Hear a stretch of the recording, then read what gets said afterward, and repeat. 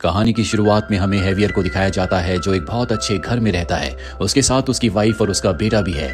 लेकिन अब हेवियर के पास कोई काम नहीं है। वो एक इंटरव्यू के लिए जाता है पर उसका सिलेक्शन नहीं होता, जिससे हेवियर बहुत निराश हो जाता है। घर वापस लौटने पर उसकी वाइफ सजेस्ट करती है कि अब हमें इस घर को और अपनी लग्जरी गाड़ी को बेच देना चाहिए। हमारी फाइनेंशियल कंडीशन बहुत ज्यादा खराब हो चुकी है।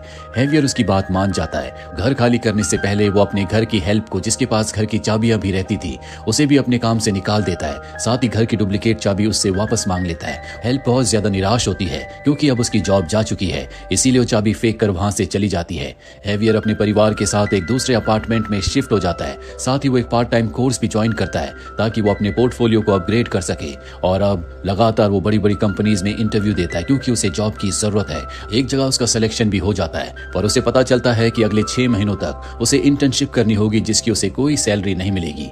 जानकर हेवियर बहुत निराश हो जाता है। अब वो अपनी गाड़ी से जब अपने घर वापस जा रहा होता है तो वहां पर उसके पुराने घर की चाबियां होती है जो उसकी हेल्प ने कार में फेंक दी थी। वो उन चाबियों को उठाकर अपने पुराने घर के बाहर जाता है और इंतजार करता है कि उसके पुराने घर का जो नया ओनर है, जब वो घर से निकल जाएगा तो वो घर के अंदर जाएगा। कुछ देर के बाद जब नया ओनर घर से निकल जाता है तो हेवियर बड़ी चालाकी और सावधानी से घर के अंदर दाखिल होकर अंदर से दरवाजे को बंद कर देता है। वो नहीं चाहता कि उसके आसपास के लोग उसे देखें। अंदर जाने के बाद उसे नए ओनर की फैमिली फोटो दिखती है। हेवियर वहां पर कुछ वक्त स्पेंड करता है। इसके बाद वो अपने घर वापस चला जाता है। लेकिन अगले दिन एक बार फिर से हेवियर उसी घर में जाता है। आज वो घर में डॉक्यूमेंट्स को, कॉल लिस्ट को, बहुत सारी चीजों को चेक करता है। वहां पर उसे एक लाल रंग का टोकन मिलता है जो कि एक रिहैब सेंटर का है। और अब वो इस नए ओनर के कंप्यूटर को खोलता है, जिससे उसे पता चलता है कि इस नए ओनर की कार का एक्सीडेंट हुआ था, जिसमें नए ओनर की वाइफ और उसकी बेटी बुरी तरह से इंजर्ड हो गई। साथ ही 1 साल के लिए उसके लाइसेंस को सस्पेंड कर दिया गया। उसे नए ओनर का शेड्यूल भी मिलता है जिसमें हर एक चीज को लिखा होता है कि वो कब कहां जाता है। और अब अगले दिन हेवियर उसी रिहैब सेंटर में जाता है जिसका उसे लाल रंग का टोकन मिला था। यहाँ पर वो लोग आते हैं जो बहुत ज्यादा शराब पीते हैं, जिन्हें शराब की लत होती है। दरअसल हेवियर के घर का जो नया ओनर है वो भी यहाँ पर आता है। और अब हेवियर झूठ कहता है कि उसे भी बहुत ज्यादा ड्रिंक करने की आदत है। उसकी ड्रिंक करने की आदत की वजह से उसकी वाइफ और उसकी बेटी उससे दूर हो गई। जानबूझकर वो ये झूठी कहानी सुनाता है ताकि जिस इंसान ने उसके घर को खरीदा है वो उसे नोटिस करे, क्योंकि उसकी कहानी भी कुछ इसी तरह की है। और अब वो नया ओनर, जिसका नाम टॉमस है, वो हेवियर के साथ एक कॉफी हाउस में जाता है। जल्दी इन दोनों की दोस्ती हो जाती है। अगले दिन हेवियर एक बार फिर से टॉमस के घर जाता है और कंप्यूटर पर उसके कैलेंडर में बहुत सारे चेंजेस करता है, जो कि एक तरह का उसका शेड्यूल है।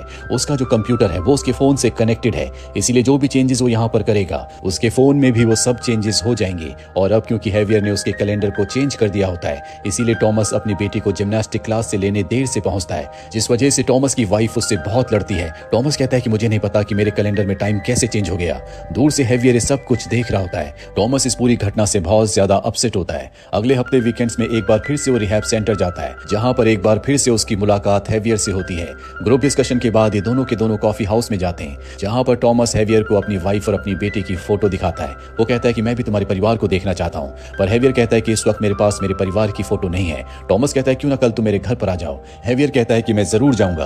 अगले दिन वो टॉमस के घर बुके लेके जाता है। बाहर उससे अपना पुराना गार्डनर मिलता है। गार्डनर पूछता है कि आप यहाँ पर कैसे आए। वो कहता है कि मेरे कुछ पुराने बिल्स अब भी इसी एड्रेस में आते हैं, मैं उन्हीं को लेने के लिए आया हूँ। दरअसल वो गार्डनर को सच्चाई नहीं बताना चाहता कि वो टॉमस को जानता है। उसके दिमाग में कुछ ऐसा चल रहा है जिस बारे में किसी को कुछ नहीं पता। अब वो टॉमस के घर के अंदर जाता है, जो घर पहले उसका हुआ करता था, लेकिन टॉमस को इस बारे में कुछ नहीं पता। टॉमस उसे अपनी वाइफ और अपनी बेटी से मिलवाता है।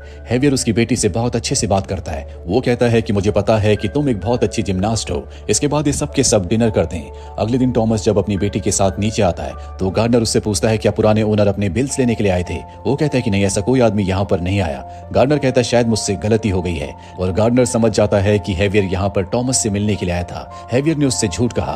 अब जानबूझकर हेवियर अपनी गाड़ी का एक्सीडेंट कर देता है और टॉमस को कॉल करके वहां पर बुलाता है। टॉमस जब वहां पर जाता है तो देखता है कि उसके हाथ में शराब की बोतल है। वो समझता है कि उसने शराब पीकर एक्सीडेंट किया है, क्योंकि वो रिहैब सेंटर में गया था। इसका मतलब ये है कि उसे शराब पीने की आदत है। उस आदत से वो अब तक बाहर नहीं निकला। और जब वो उसके हाथ से शराब की बोतल छीनता है तो शराब की कुछ बूंदें टॉमस के कपड़ों में भी गिर जाती है। इसके बाद वो हेवियर को नॉर्मल करता है और अब ये दोनों बातें करते हैं। टॉमस यहाँ पर हेवियर को बताता है कि मुझे पीनट से एलर्जी है, अगर मैं एक भी पीनट खा लूं तो मेरी मृत्यु हो जाएगी, मैं उससे बर्दाश्त नहीं कर सकता। ठीक उसी तरह से शराब तुम्हारे लिए जहर है, तुम्हें शराब नहीं पीनी चाहिए। अगर तुमने शराब नहीं छोड़ी तो तुम भी अपनी जिंदगी का खात्मा कर दोगे। हेवियर कहता है कि कल मैं तुम्हारे घर पर आया था, मैं फाइनेंशियली बहुत ज्यादा स्ट्रगल कर रहा हूँ और जब मैंने देखा कि तुम अपनी लाइफ को इतने अच्छे से मेंटेन करते हो, तुम एक बहुत बड़ी कंपनी के वीपी यानी यानी कि वाइस प्रेसिडेंट हो, तो मैं और भी ज्यादा डिस्टर्ब हो गया, जिस वजह से मैंने शराब पी ली। टॉमस बताता है कि जिस कंपनी में मैं काम करता हूँ वो मेरे फादर इन लॉ यानी कि मेरी वाइफ के पिता की है। मैं अपनी जॉब से, अपने काम से सेटिस्फाइड नहीं हूँ। चाहे मैं कितनी ही कोशिश कर लूँ, मैं एक वीपी रहूंगा, इससे आगे मुझे कोई नहीं बढ़ने देगा। अब यहाँ पर हेवियर कहता है कि मेरे फोन की बैटरी डेड है, क्या मैं तुम्हारा फोन यूज कर सकता हूँ? मुझे अपनी गाड़ी को टो करने के लिए यहाँ पर ट्रक को बुलाना होगा। टॉमस उसे अपना फोन दे देता है। ट्रक को बुलाने से पहले वो खुद अपने आप को एक मेल करता है और इसके बाद वो टो करने के लिए ट्रक को कॉल करता है। साथ ही वो टॉमस से कहता है कि इस बारे में अपनी वाइफ को कुछ मत बताना। वो कहता है कि ठीक है, मैं अपनी वाइफ को कुछ नहीं बताऊंगा। और अब जब वो घर जाता है तो उसकी वाइफ देखती है कि उसके कपड़ों से शराब की स्मेल आ रही है। उसे लगता है कि टॉमस ने एक बार फिर से शराब पीना शुरू कर दिया है, जिस वजह से उसे बताना पड़ता है कि किस तरह से हेवियर की कार का एक्सीडेंट हो गया था। वहीं हमें गार्डनर को दिखाया जाता है जो कि हेवियर को कॉल करता है और कहता है कि मुझे पता है कि तुम अपने मेल्स, अपने बिल्स लेने के लिए नहीं आए थे, बल्कि नए ओनर से मिलने के लिए आए थे। मैं तुमसे मिलना चाहता हूँ। हेवियर को मजबूरी में उससे मिलने जाना पड़ता है, जहां पर वो कहता है कि मुझे पता है कि तुम कुछ ना कुछ गलत कर रहे हो और अगर तुम चाहते हो कि मैं तुम्हारे बारे में टॉमस को, नए ओनर को कुछ नहीं बताऊं, तो तुम्हें मुझे टॉमस की बेटी के अंडरगारमेंट्स लाकर देने होंगे। यहाँ पर उसकी बातों से साफ साफ समझ में आ जाता है कि टॉमस की बेटी पर उसकी गंदी नजर है।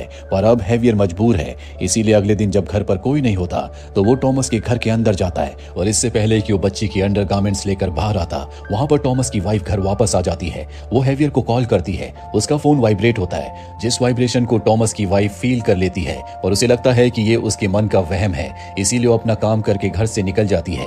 हेवियर बाल बाल बच जाता है और अब कुछ देर के बाद टॉमस की वाइफ हेवियर को मिलने के लिए एक रेस्टोरेंट में बुलाती है, जहां पर वो हेवियर से कहती है कि मैं नहीं चाहती कि तुम टॉमस से मिलो। टॉमस ने मुझे रात के एक्सीडेंट के बारे में सब कुछ बता दिया है। अगर वो तुमसे मिलेगा तो उसे भी अल्कोहल की आदत दोबारा लग सकती है। पहले उसके अल्कोहल की वजह से हमारा एक बहुत बड़ा एक्सीडेंट हो चुका है जिसमें हमारी जान बच गई, लेकिन अब मैं नहीं चाहती कि दोबारा ऐसा कुछ भी हो। हेवियर कहता है कि ड्रिंक मैंने नहीं बल्कि टॉमस ने की थी और वो उसे टॉमस का मेल दिखाता है जिसमें लिखा होता है कि मैं बहुत ज्यादा ड्रंक हूँ, जल्दी तुम मुझसे मिलने के लिए आ जाओ। ये वही मेल होता है जो उसने टॉमस के मोबाइल से खुद अपने आप को किया था। दरअसल ये उसकी पहले से प्लानिंग होती है। वो टॉमस और उसकी वाइफ के बीच में मिसअंडरस्टैंडिंग क्रिएट कर रहा होता है। टॉमस की वाइफ घर आकर उससे बहुत लड़ती है। वहीं हम हेवियर के घर पर एक कुरियर को देखते हैं जिसमें उसने एक पेपर स्प्रे की बोतल के साथ साथ एक पीनट के लिक्विड की बोतल भी मंगवाई होती है और अब वो पीनट के लिक्विड को पेपर स्प्रे की बोतल के अंदर डाल देता है और बचे कुचे सामान को डस्टबिन में फेंक देता है। उसकी वाइफ को उस पर शक हो जाता है। इसके बाद हेवियर जब घर से निकलता है तो उसकी वाइफ उसका पीछा करती है, जिसे हेवियर देख लेता है। इसीलिए बड़ी चालाकी से वो अपने कोर्स की क्लास में चला जाता है और चुपचाप बाकी लोगों के साथ बैठ जाता है। जब उसकी वाइफ उसे वहां पर देखती है तो वो भी घर लौट जाती है। इसके बाद वो गार्डनर से मिलने के लिए जाता है, जहां पर वो टॉमस की बेटी के अंडरगारमेंट्स उसे देता है, लेकिन अब उसकी डिमांड और भी बढ़ चुकी है। वो कहता है मैं चाहता हूँ कि टॉमस की बेटी के कमरे में तुम इस कैमरे को इंस्टॉल कर दो। हेवियर को समझ में आ जाता है कि गार्डनर उसके लिए खतरा बन चुका है, इसीलिए बड़ी सफाई से वो उसे अपने रास्ते से हटा देता है। गार्डनर मारा जा चुका है। जिसके बाद टॉमस हेवियर को मिलने के लिए अपने ऑफिस में बुलाता और कहता है कि तुमने मेरी वाइफ से झूठ क्यों कहा, और बुरी तरह से वो हेवियर को मारता है। हेवियर के चेहरे से खून निकल रहा होता है। वो टॉमस की वाइफ के पास जाता और कहता है कि मुझे हेवियर ने बहुत बुरी तरह से मारा, उसे शक है कि हम दोनों का अफेयर चल रहा है। दरअसल वो उसकी वाइफ से झूठ कहता है। साथ ही वो उससे कहता है कि मुझे डर है कि उसके अल्कोहल की आदत की वजह से वो तुम्हें और तुम्हारी बेटी को नुकसान पहुंचा सकता है, इसीलिए उन दोनों की सेफ्टी के लिए वो टॉमस की वाइफ को पेपर स्प्रे की बोतल देता है, लेकिन उसके अंदर पेपर स्प्रे नहीं बल्कि पीनट्स का लिक्विड है, जिससे टॉमस को एलर्जी है और ये बात खुद टॉमस ने हेवियर को बताई थी। इसके बाद हेवियर अपने घर आता है। वो अपनी वाइफ से कहता है कि वो कुछ दिनों के लिए बाहर जा रहा है, जल्दी वो वापस लौट जाएगा। वो टॉमस की वाइफ को कॉल करता और कहता है कि मैं जानता हूं कि तुम्हारी बेटी एक बहुत बड़ी जिम्नास्ट की फैन है, मैं उससे तुम्हारी बेटी को मिलवा सकता हूं। उसकी वाइफ मान जाती है और अपनी बेटी को लेकर उस जगह पहुंच जाती है, जहां पर हेवियर टॉमस की बेटी को उस जिम्नास्ट से मिलवाता है, जिससे वो बहुत खुश हो जाती है। ये एक फोटो भी क्लिक करते हैं जिसमें सब होते हैं और हेवियर जानबूझकर इस फोटो को टॉमस को फॉरवर्ड कर देता है। टॉमस जब इस फोटो को देखता है तो उसे बहुत गुस्सा आता है, वो अंदर से टूट जाता है और कई महीनों के बाद आज वो ड्रिंक करता है और हेवियर यही चाहता था। अब जब टॉमस बाहर गाड़ी में अपनी वाइफ और बेटी का इंतजार कर रहा होता है तो देखता है कि हेवियर उन दोनों को छोड़ने के लिए आया है। जिसके बाद टॉमस घर पर जाकर अपनी वाइफ से लड़ता है। इनकी हाथापाई होना शुरू हो जाती है और तभी उसके पास जो पेपर स्प्रे होता है जो कि उसे हेवियर ने दिया है, जिसके अंदर असल में पेपर स्प्रे नहीं बल्कि पीनट का लिक्विड है, जिससे टॉमस को एलर्जी है और जब वो उसके ऊपर वो स्प्रे करती है तो टॉमस उसकी स्मेल को बर्दाश्त नहीं कर पाता, उसे सांस लेने में दिक्कत होने लगती है और वो बेहोश हो जाता है। ये सब देखकर टॉमस की वाइफ बहुत ज्यादा परेशान हो जाती है। वो हेवियर को कॉल करती है और कहती है कि शायद मैंने टॉमस को मार दिया, तुम जल्दी यहाँ पर आ जाओ। हेवियर उसके घर पर पहुंच जाता है, जहां पर वो टॉमस की वाइफ को कमरे के अंदर जाने के लिए कहता है। वो देखता है कि टॉमस अब भी जिंदा है, लेकिन वो ऐसा नहीं चाहता, इसीलिए वो टॉमस को मार देता है। अब हमें कुछ महीने बाद का वक्त दिखाया जाता है, जहां पर अब हेवियर उस कंपनी में जहां पर टॉमस पहले वीपी था उसकी जगह ले चुका है। उसके पास बहुत पैसे हैं। यहाँ पर हेवियर से उसकी वाइफ मिलने के लिए आती है जिसे वो डिवोर्स दे चुका है। उसकी वाइफ कहती है मुझे पता है कि तुमने टॉमस को मारा है, क्योंकि जिस दिन तुमने पेपर स्प्रे की बोतल के अंदर पीनट का लिक्विड डाला था मैंने तुम्हें देख लिया था, इसीलिए मैंने तुम्हारा पीछा भी किया। तुम उसके कातिल हो और अब ये बात मैं पुलिस को बता दूंगी। वो कहता है कि तुम कुछ नहीं करोगी, अगर तुमने ऐसा किया तो मैं तुम्हारे बेटे की जो फीस है उसे बंद कर दूंगा, साथ ही वो घर भी तुमसे ले लूंगा जो मेरे नाम पर है। अगर तुम चाहती हो कि तुम एक अच्छी जिंदगी जियो तो तुम्हें अपना मुंह बंद रखना होगा। वैसे भी अब मेरा कोई कुछ नहीं बिगाड़ सकता, क्योंकि अगर केस हुआ भी तो मैं दुनिया के सबसे बड़े लॉयर को अपने लिए हायर करके अपने आप को बचा लूंगा। ये सारी बातें सुनने के बाद उसकी वाइफ वहां से चली जाती है और अब हेवियर अपने घर जाता है, जहां पर दिखाया जाता है कि उसने टॉमस की वाइफ से शादी कर ली है। टॉमस की बेटी को उसने अडॉप्ट कर लिया है और अब उनके साथ वो अच्छी जिंदगी जी रहा है। दरअसल उसने षड्यंत्र करके टॉमस की वाइफ को, उसकी बेटी को, उसकी हर एक चीज को अपने नाम कर लिया है। और इसी के साथ ये फिल्म, ये कहानी यहीं पर खत्म हो जाती है। उम्मीद करते हैं कि ये कहानी आपको पसंद आई होगी।